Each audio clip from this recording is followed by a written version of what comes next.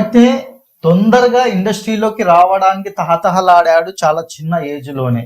తన యొక్క హైట్ బాగుంది, పర్సనాలిటీ బాగుంది, డైలాగ్ డెలివరీ బాగుంది, బాడీ ఫిజిక్ బాగుంది, ఆ స్పీడ్నెస్ బాగుంది, డాన్స్ కూడా బాగానే చేస్తున్నాడు. మళ్ళీ ఎందుకు సక్సెస్ కాలేకపోయాడు?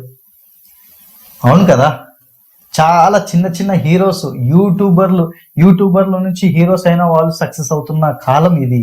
అలాంటప్పుడు ఇతని ఎందుకు ఇంత కొన్ని వందల కోట్లకి వారసుడు?